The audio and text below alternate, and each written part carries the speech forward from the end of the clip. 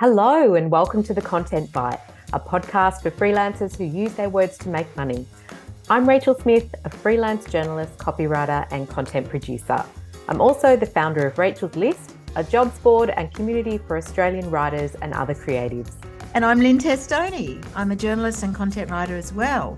Rachel and I are your weekly co-hosts, and every week we bring you all kinds of tips, tricks and some fabulous guests to help you make the most of your freelance business. So what we have learned since doing this podcast is that successful freelancers have a business mindset and need to manage their finances. It sounds boring, but it's actually true, isn't it? Actually not that boring. Like if you're with the right program, that is. True. And the trouble with most financial software is that it's built for larger businesses, not sole trader businesses like us. So you often end up paying for lots of unnecessary features you never use, such as payroll. But our sponsor Rounded has software designed for freelancers, and it's super easy. So easy and actually not boring. It actually becomes quite fun to reconcile. The gamification, as you say. Yeah, for sure. So good. Well, Rounded is really an all-in-one tool, and as part of the sponsorship, we've organised a saving of another 20% on any annual subscription. If you're a gold member of Rachel's List, that can really save you a chunk of change every year. Absolutely. So good.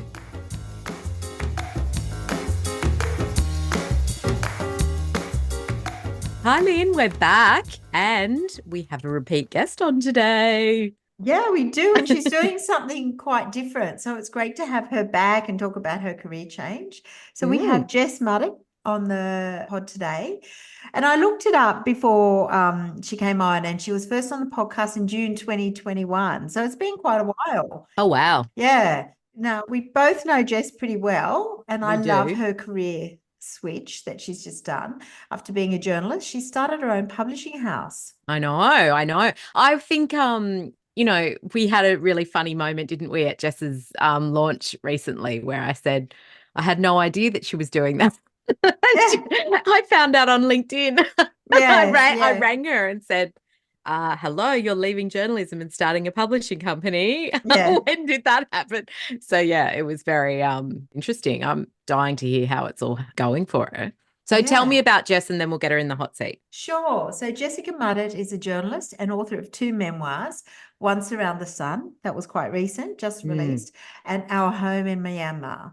In 2023, she founded Hembury Books to provide coaching and ghostwriting services to non-fiction authors. Jess is based in Sydney, and her articles as a freelance journalist have been published by Forbes, BBC, CNN, The Economist, Intelligent Unit, GQ, Company Director Magazine, Marie Claire, amongst others. She worked as a newspaper journalist in London in 2009, and she spent 10 years working in London, Bangladesh and Myanmar before returning home to Australia in 2016. Welcome, Jess. Again, we're very happy to have you on the pod. Hi, Rach. Hi, Lynne. Love to come back. Yeah, it's so lovely to have you back, Jess.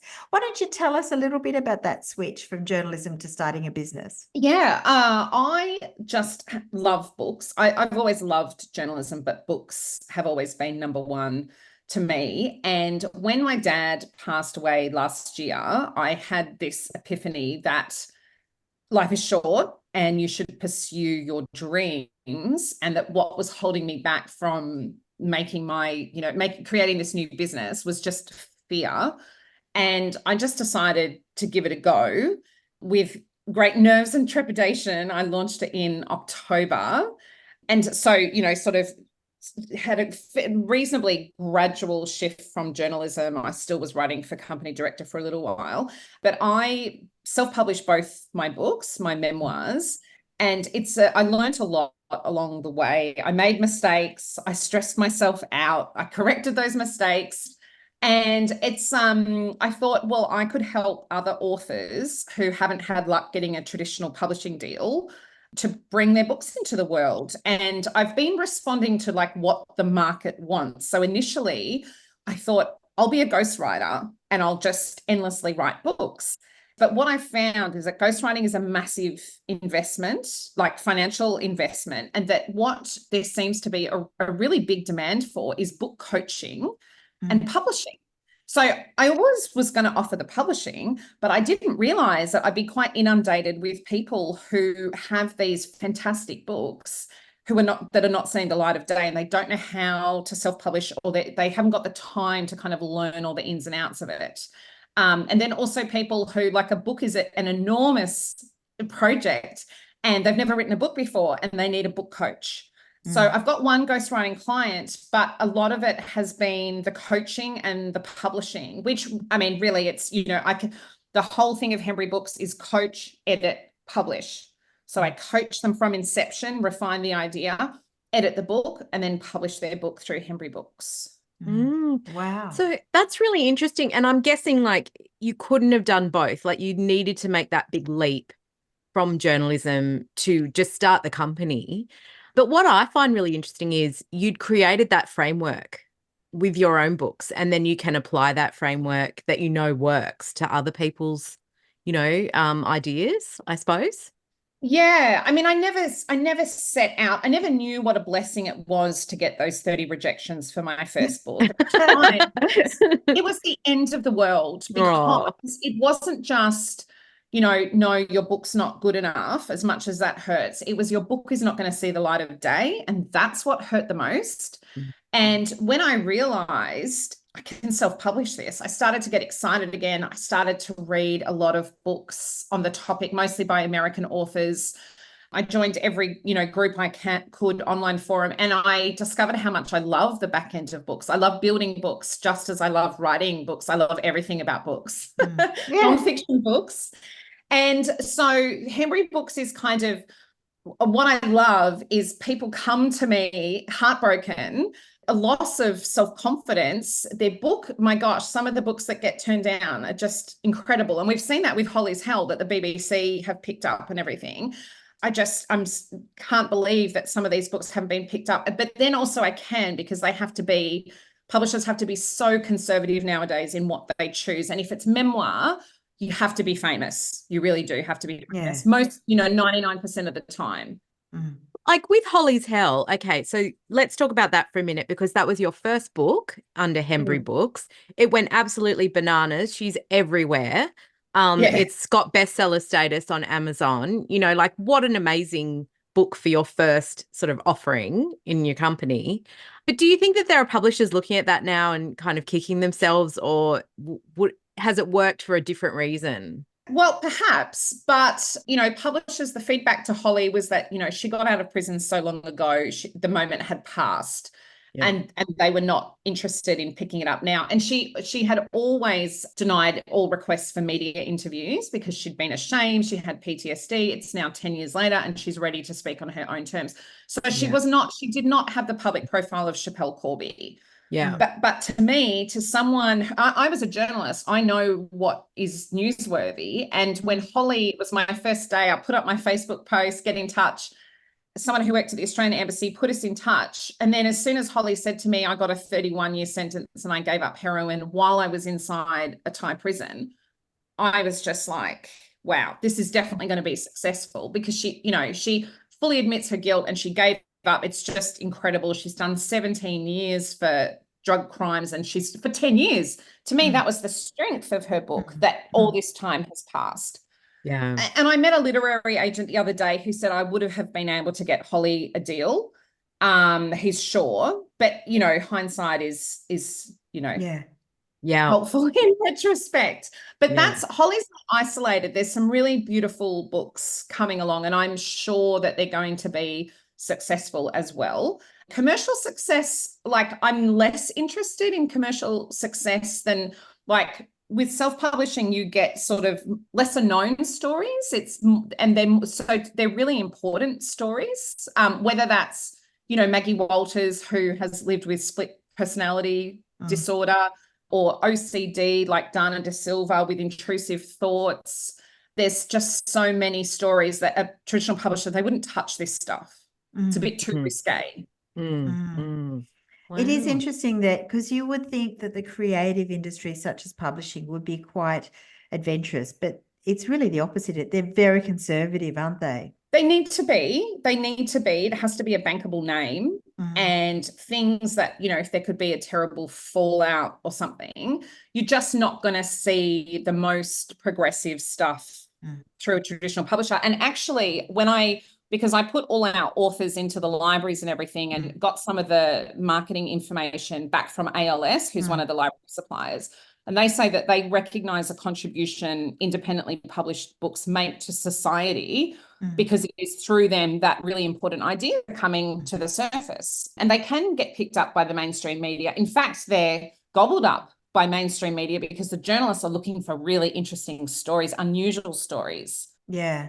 I guess the publishing thing, do you think there's money to be made and sales to be had? Or is it more about, it sounds to me like it's more about telling stories. Well, self-published authors out-earn traditionally published authors. Not many people are aware of that. Wow. That's interesting. I didn't know that.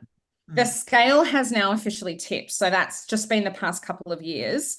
You have like 2% of the traditionally published authors making, buckets of money, but the rest on the list are just sort of moderate to low sales. And because the author gets so much less through a traditional deal, like maybe $1 compared to $8, they need to sell a heck of a lot more copies to earn a living. But the thing about having a book is that it opens all these doors for you. The royalties can be great as an indie author, but it's more that you can take your prices up because you're an expert. Once You're your in book comes control. out, the kinds of clients you get can become better clients. More people know about you. You get all the kinds of opportunities with a book that you can leverage, like going on a podcast or the speaking opportunities. You wouldn't, as an author, you wouldn't live off royalties unless you had quite a big backlist, like a back catalogue. So, if you've written, and that's something I've learned as well, if you've written 6 books, you'll start to get a nice annual royalty amount, but no one's really going to live off one book royalties. Well, we had Kate Nunn, who's I think she does sort of historical romances, and she was on the podcast a couple of years ago, and she was now making a living, but it was, I think, her 6th book that really made the difference. And I think that 6th book or the 5th book won some awards or got some great press, and that did really well. And then people started buying her back catalogue, and it made it easier to. So it was a bit she had a bit of something going on from then on. Yeah. Yeah. I mean, if you're writing a series, and I see at the end of the year, there's this Facebook group called Wine for the Win, and it's indie authors who don't go exclusive with Amazon. They go everywhere and they post their royalties at the end, and they're millions of dollars. Wow. And I've never heard of these people, but they don't talk about books. They talk about series. So they're on their 4th, their 5th series, and they talk about the sell-through rate. So which series is the most popular? If you start the 1st, they have the data on how many people read the 7th or the 12th. I think what's so interesting about this, because Lynn, we've had so many trad authors and indie authors on the podcast, right? We have. And what comes up over and over is there's no transparency in trad publishing. Like you don't know your sales really.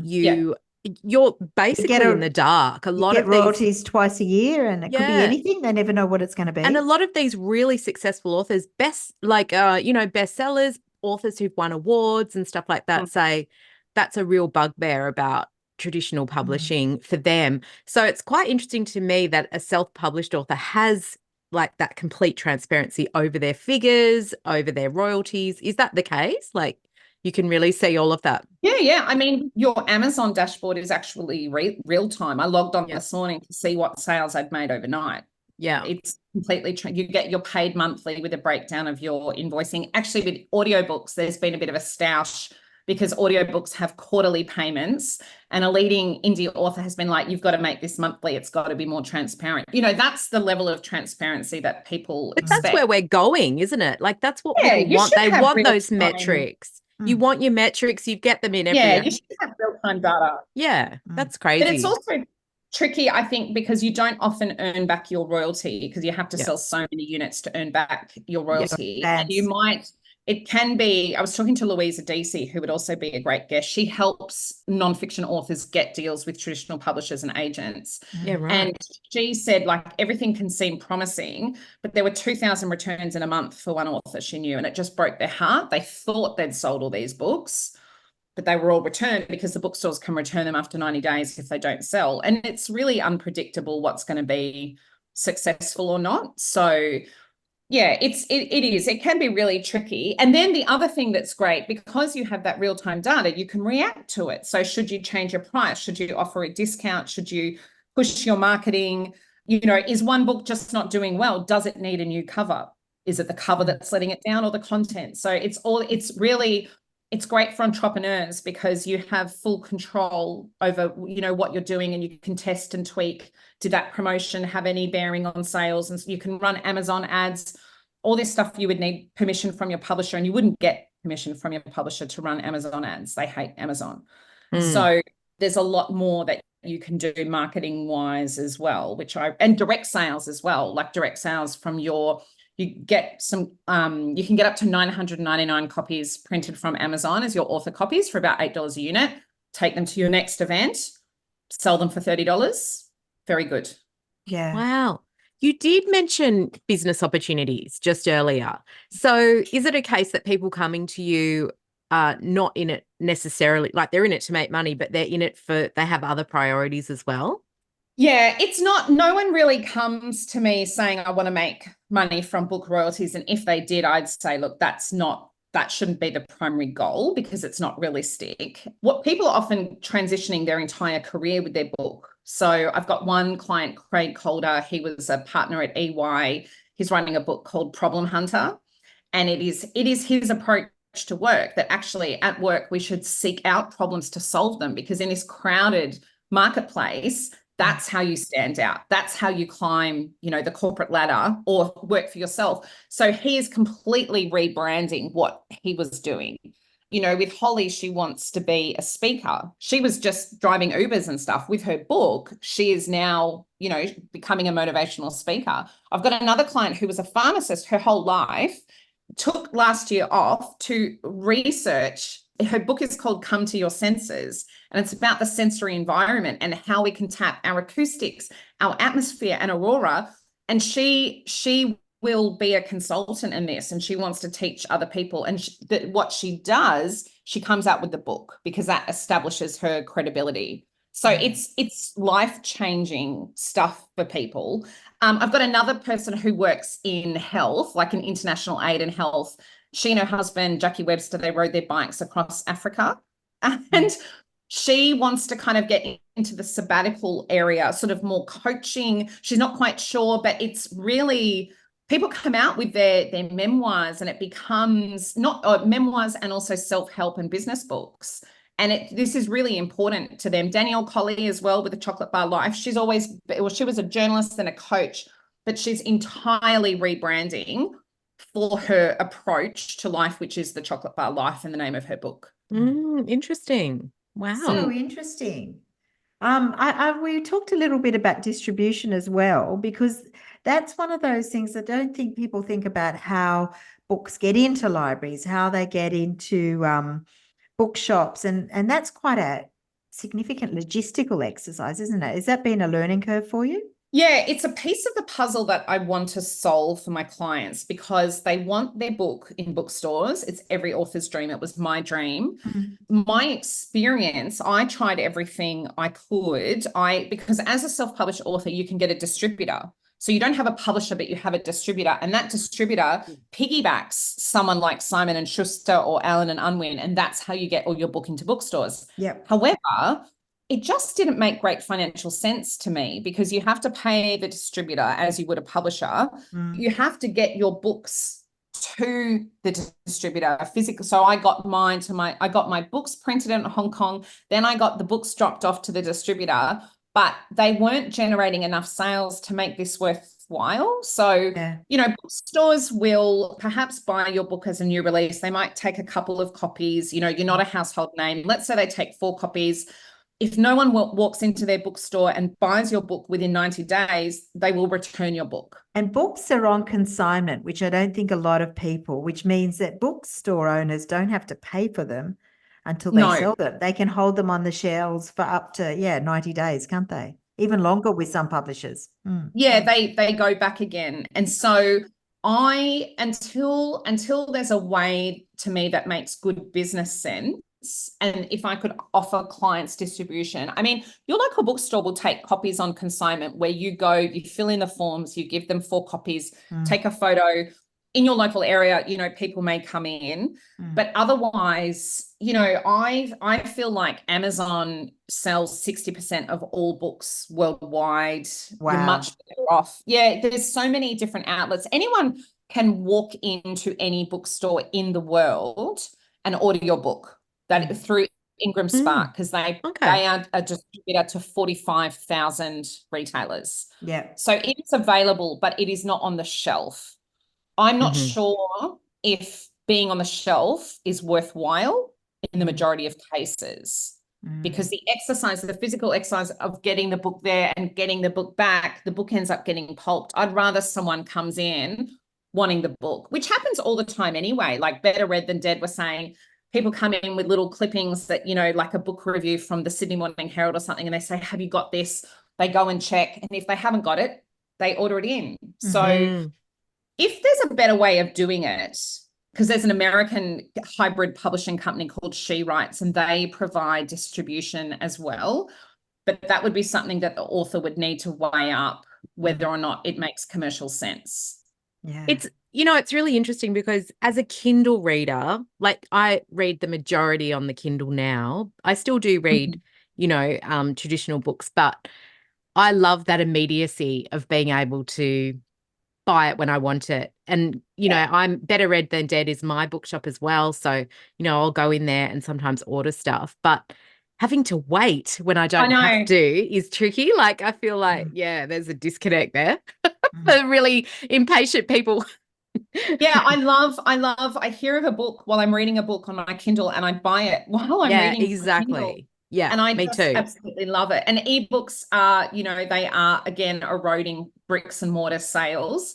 And I think, you know, the publishing industry is changing. And so Hembury Books is coming in at hopefully at a good time to recognize those changes and to move with them instead of resisting them, instead of hating on Amazon. Let's embrace Amazon. And I don't know, could bookstores ever sell ebooks? Maybe. There'll always be a place for, you know, real books. There will. Like I buy so many, you know, kids' books, cookbooks, you know, beautiful, like books that won't work on a Kindle, basically. Yeah. And also I buy real books and Kindle books because I want the author to sign it if I'm meeting the author. So I do that all the time.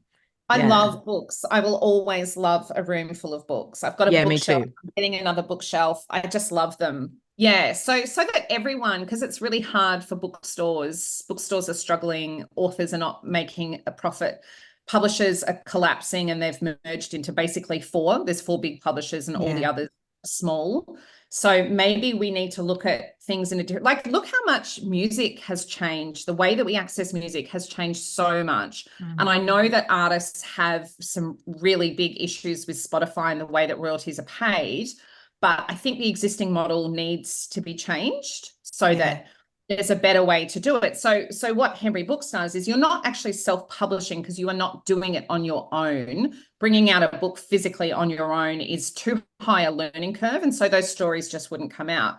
So it's hybrid publishing. So the author invests in our services up front, and then for the rest of their book's life, they keep the royalties. Hembury Books doesn't take any royalties. So it's just about being transparent about that. But to me, it's the author, it's the author's baby is their book, and they have the right to own that IP, to do as they wish with their book, and to keep all the profits from their book. And if they choose not to engage in any marketing, their royalties will reflect that. If they choose to hire a publicist, their royalties will reflect that. But it's definitely the author who's number one champion of their book.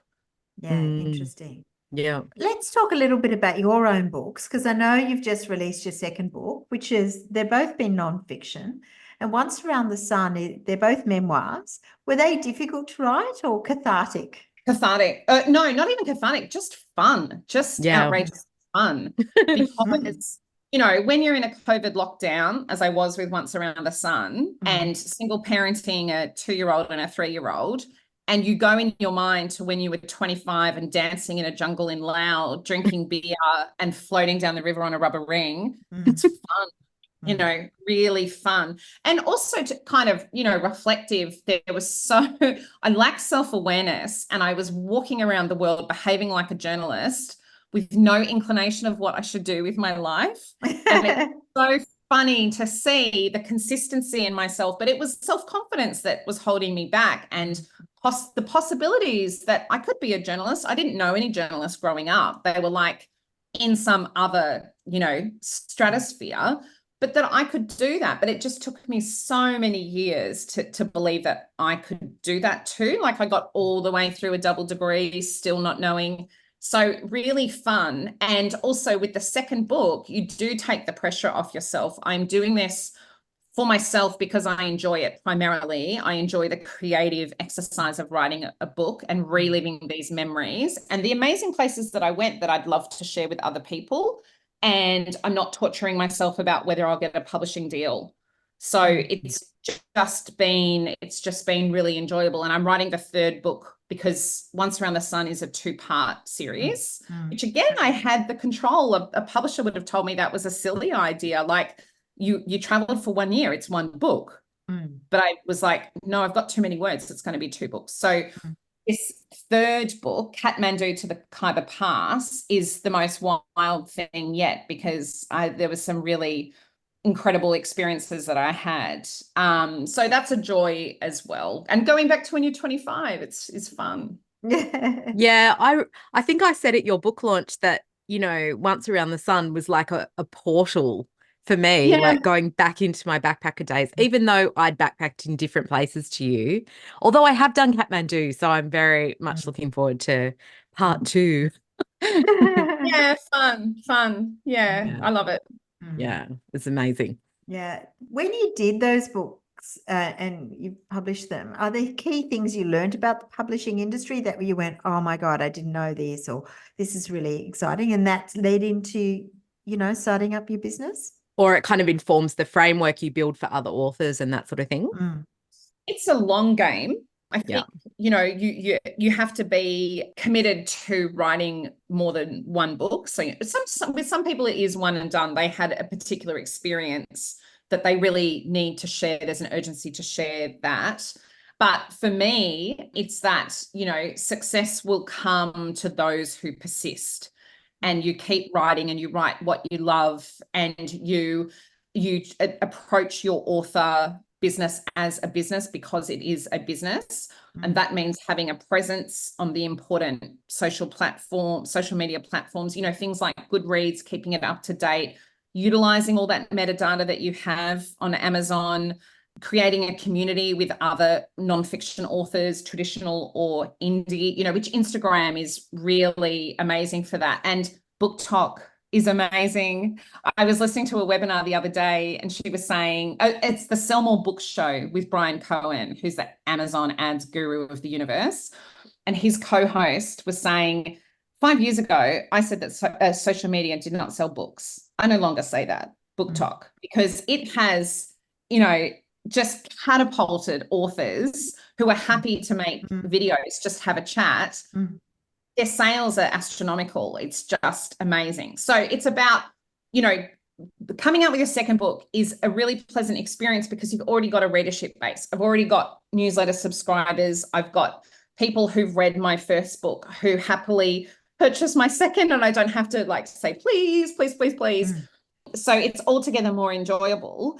And I'm going to write 5 books. So after the third one, there'll be one on Bangladesh. And then my 5th book will be how to write a book, which will be based on all the years of working with clients, coaching them, and the common obstacles that we all face and how to overcome them. So, you know, by that time, I don't put pressure on myself to earn a certain amount through royalties or to be in a certain place. You know, I'd love to be speaking at literature festivals, but I accept that this is a long-term career and that hopefully in a couple of years I will be on the kind of literature festival speaking circuits, and I'm not there yet, and that's okay. I'll just keep plugging away and enjoying what I do.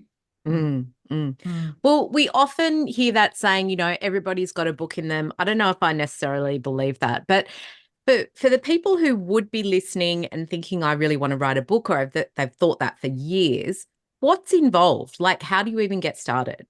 A non-fiction book, for A example. non-fiction book. Yeah. First thing I would say, if you have that feeling and it's eating away at you, it's probably going to be an amazing book, because you should listen to your gut about it. So the first thing that is involved is, for me, is what the book is going to be about. So like if it's a memoir, it's not your life from the day you were born to the day that you're presently living in. It's not a chronicle of that way, in that way. It has a theme, and even when it's nonfiction, it still has a story arc. And so that's what makes it really engaging for the reader. And so how do you want the reader to feel when they close your book?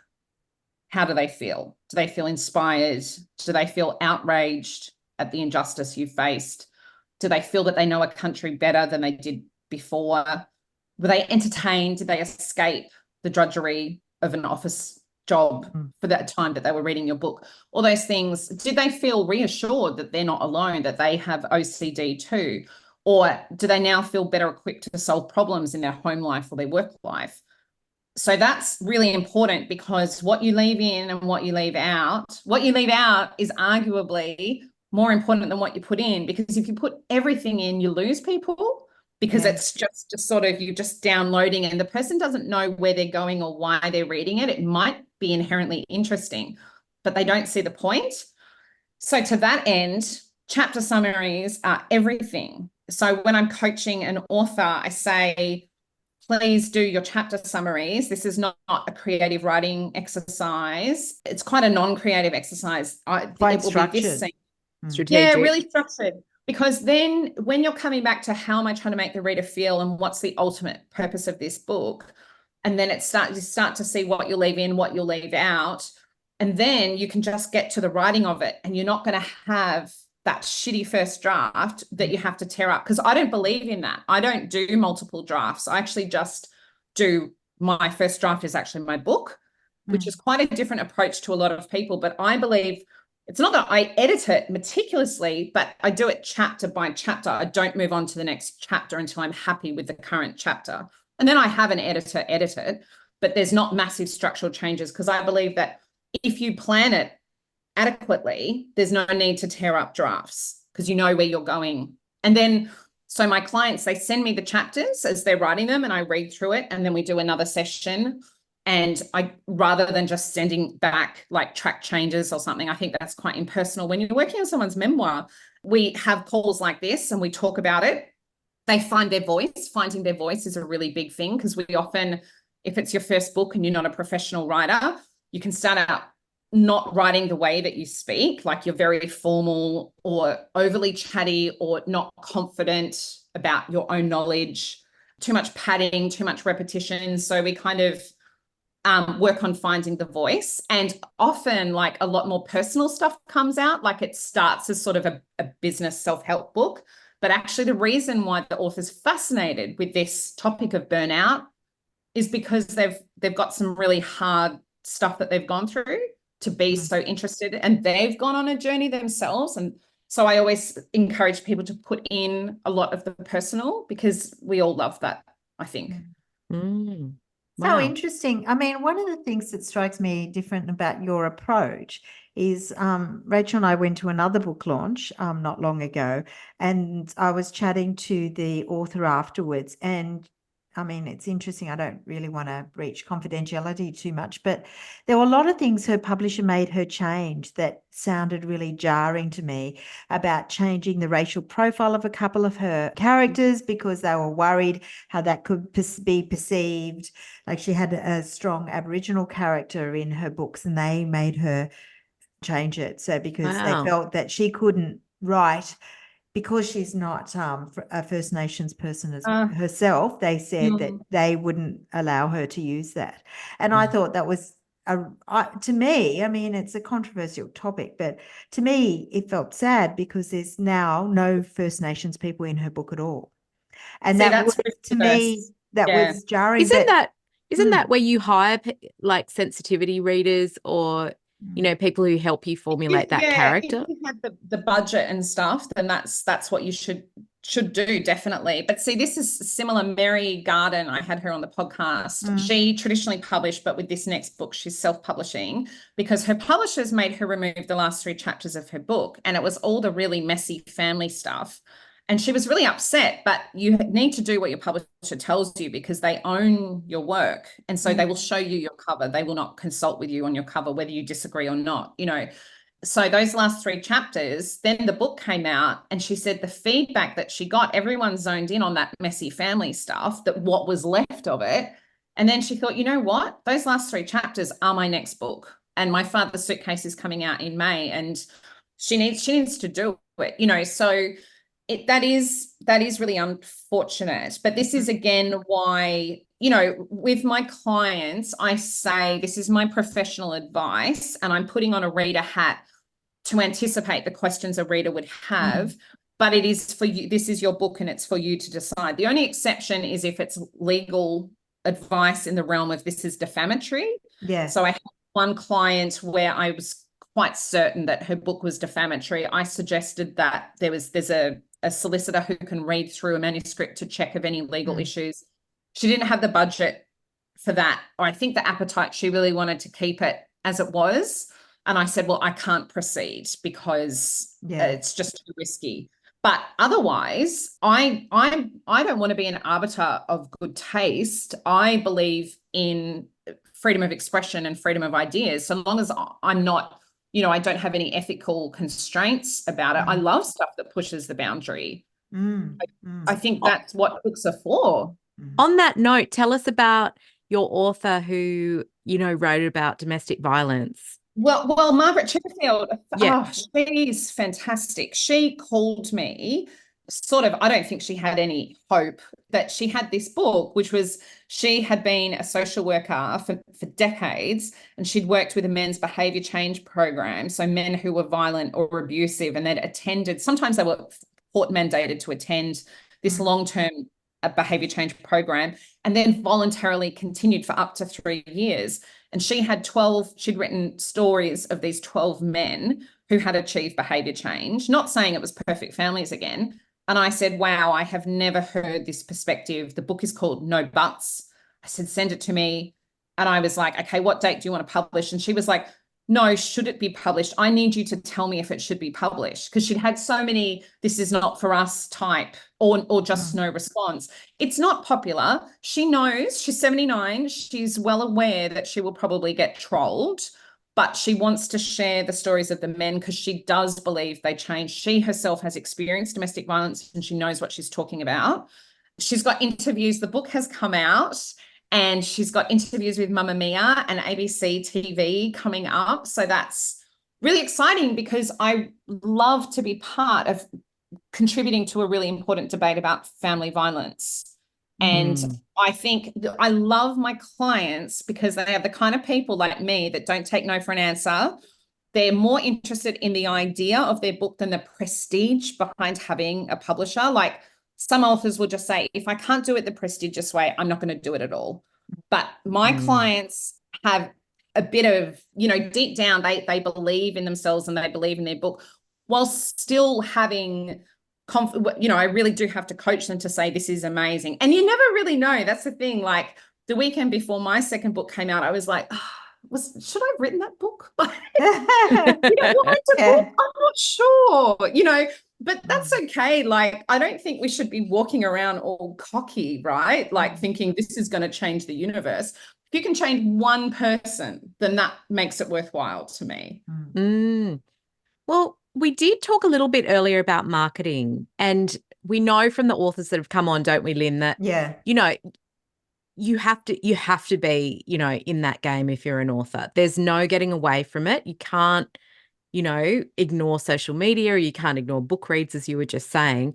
So how can an indie publisher such as yours compete with big players, and how do self-published authors compete as well? Well, that's interesting as well, because going back to the literary agent that I quoted earlier, he said that a traditionally published author can't really hire their own publicist because there would be some noses out of joint at the publishing house. Yeah, right. The limitation of the publishing house is that, yes, there's a marketing and publicity team, but you're a new release, you might get a month with them And after that, they need to move on to the next new releases. So whereas, I recommend my clients hire a publicist, which is often Nicole Webb, because she tailors her pitches to what the book is. Like, she doesn't just do a sort of spray and pray whoever's on the publish. I get the publishing new releases, but I think you can make more of an impact if you're driving that approach.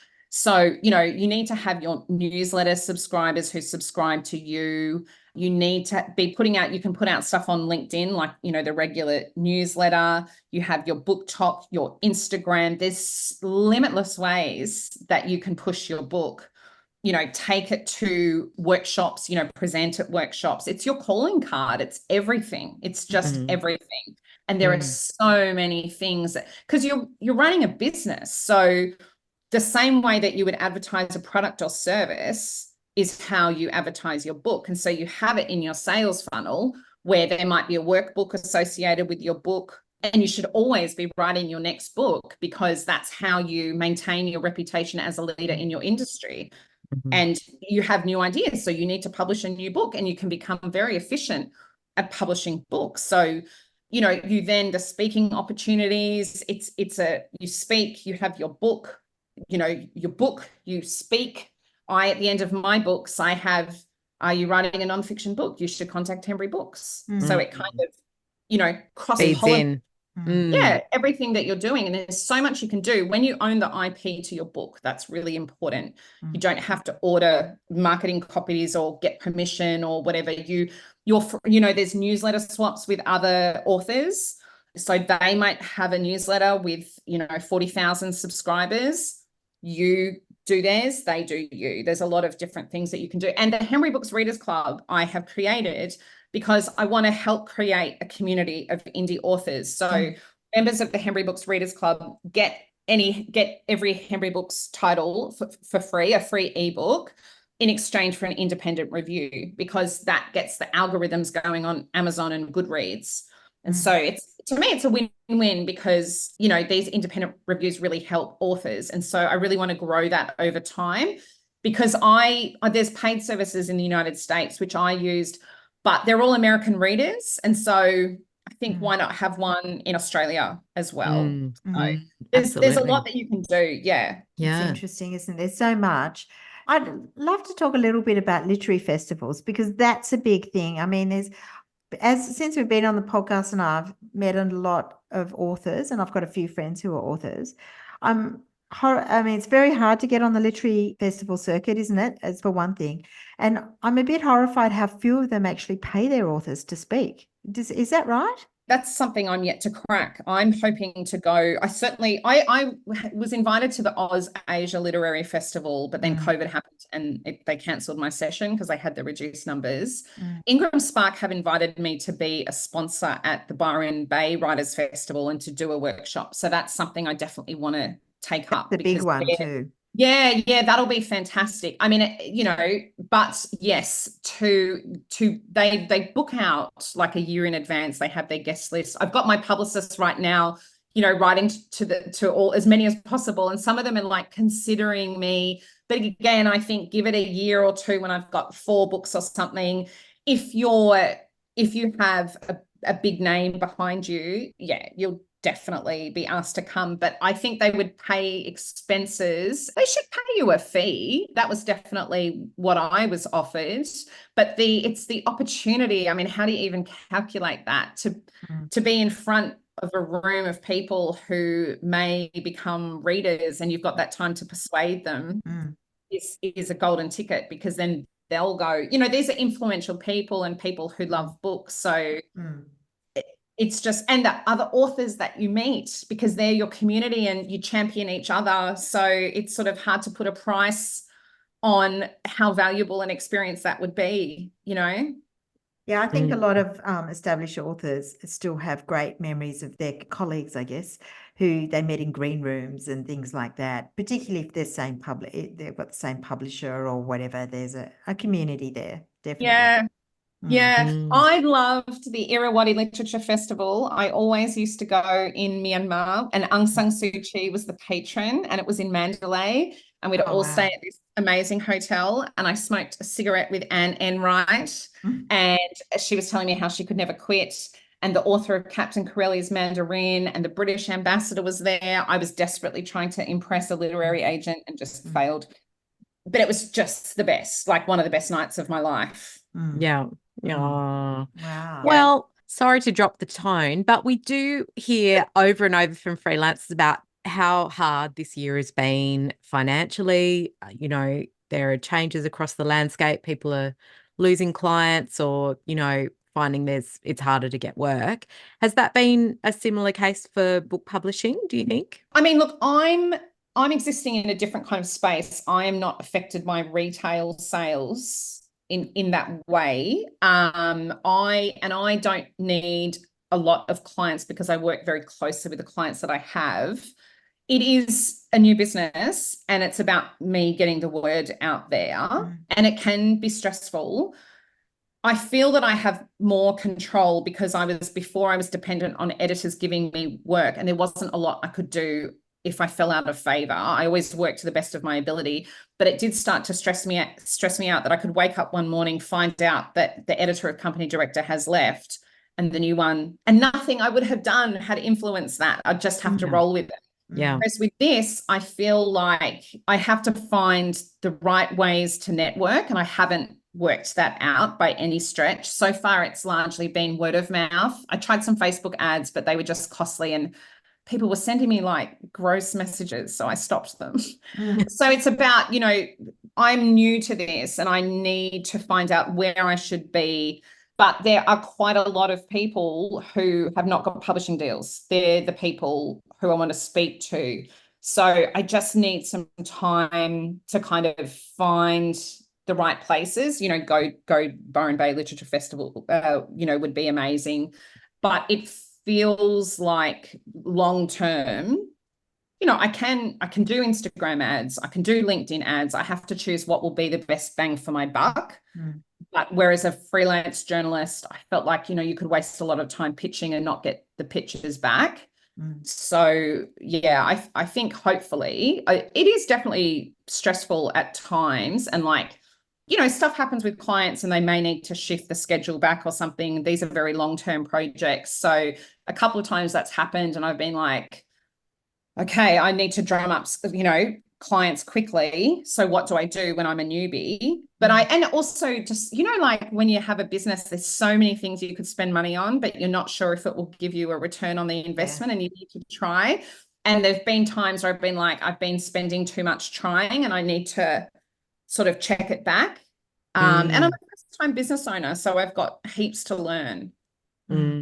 Yeah, absolutely.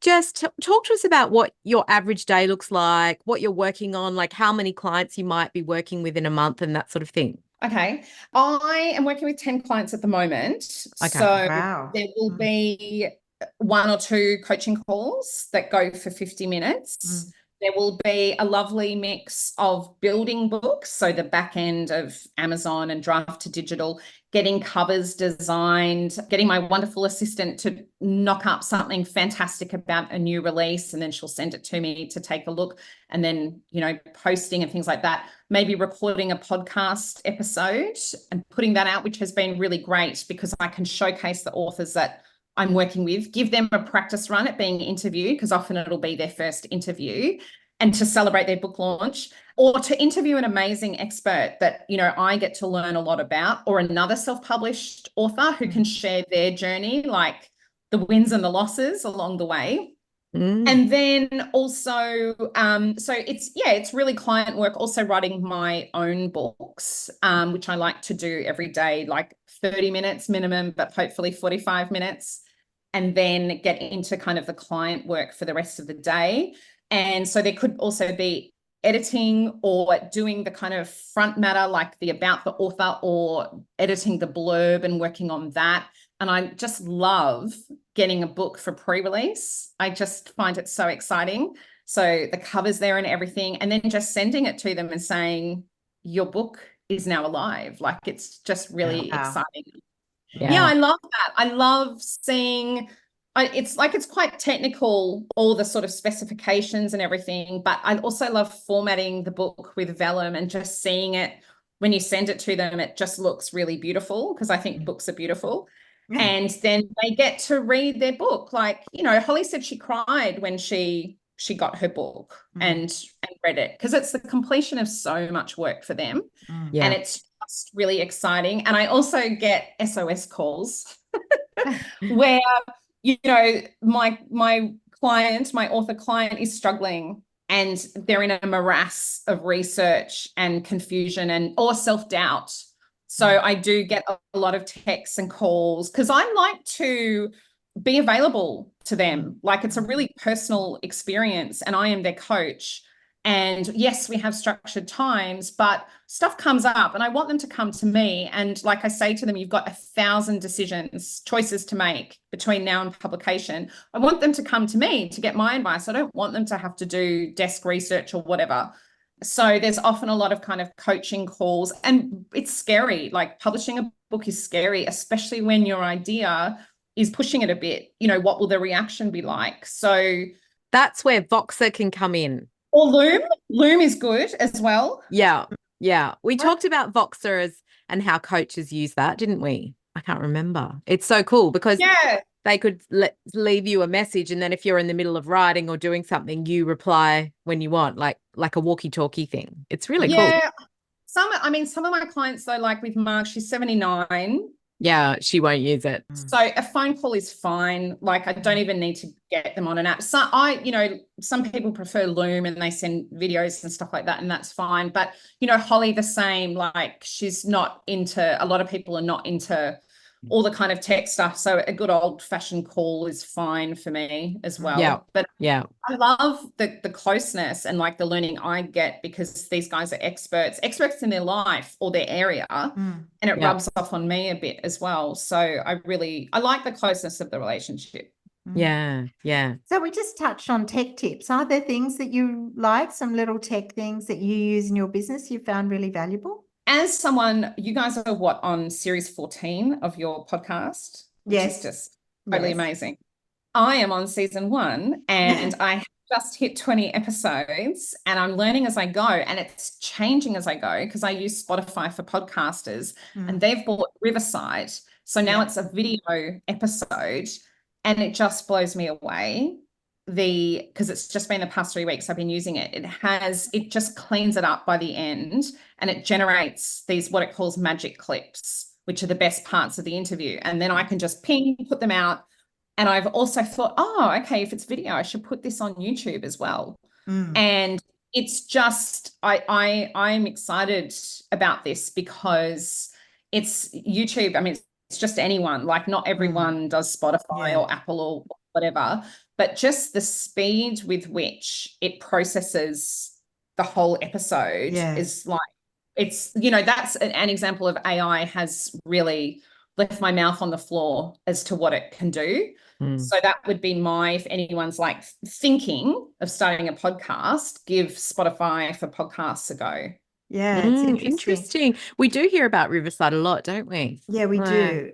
And I do think one of the things which I haven't done yet is now Apple and Libsyn, which is what we use, are now offering instant show notes and transcriptions of the episodes, which has only been in the last Apple update, I think. And I noticed that's something we need to get stuck into, but there's so many things happening from audio to text, really. Yeah. Because we're in the age of video, I think. It's interesting. Yeah, we need to get onto that a bit more. Oh my God, Jess, we could talk to you all day, but we are probably pushing. We're pushing it. We're pushing it. So thank you so much. This has just been fascinating. Tell us where people can find out more about Hembury Books and connect with you. Hemburybooks.com.au is the website, and you'll find us on Instagram, Facebook, LinkedIn. Amazing. Great. Wow. Thank you, Jess. I agree with Rach. It's been so interesting and we've learned so much. And I think it's a really interesting insight into the publishing industry. And we want to wish you all the best with all your authors. Yeah. So that sort of brings us to the end of the show. But thanks to everyone who's listening and sharing us on social media. And we'll have some show notes in the app. Yes, we will. Thanks, everybody. We'll see you next week. Thanks. Bye. Thanks again to our wonderful sponsors, Rounded, easy accounting and invoicing software that helps freelancers run their business with confidence. And don't forget, if you're a gold member of Rachel's List, you can check your welcome emails for an exclusive discount code on the annual subscription rate. You can also find it in the private Facebook Gold group, or just contact us at hello@rachelslist.com.au.